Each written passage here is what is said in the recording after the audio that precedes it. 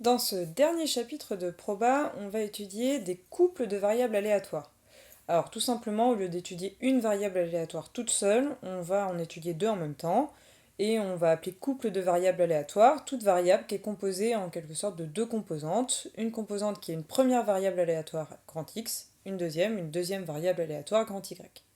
Donc vous allez partir à chaque fois de oméga, l'ensemble des résultats possibles de votre expérience aléatoire, et arriver cette fois-ci dans R2, puisque vous allez avoir deux composantes, x de oméga, y de oméga.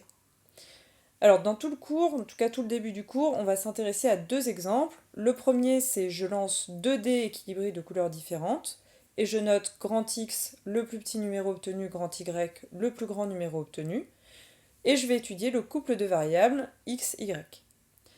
Deuxième exemple, j'ai une urne qui contient 2 boules blanches, 3 boules rouges, 4 boules bleues. Je tire 3 boules simultanément de l'urne et je note x le nombre de boules blanches, y le nombre de boules rouges. Je peux étudier le couple de variables aléatoires x, y.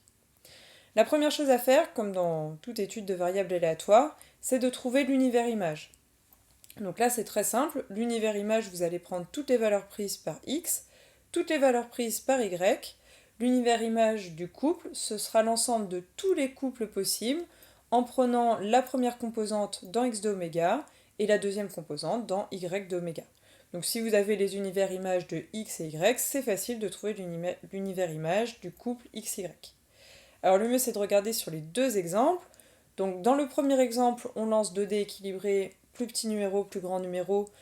Dans les deux cas, x de oméga, y de oméga, ce sera les entiers entre 1 et 6. Donc ça veut dire que l'univers image du couple, c'est juste tous les couples d'entiers entre 1 et 6.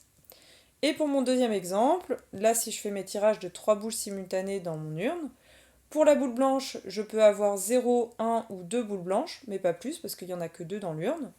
Pour les boules rouges, je peux avoir 0, 1, 2 ou 3 boules rouges, parce que là j'ai assez de boules rouges pour en sélectionner 3.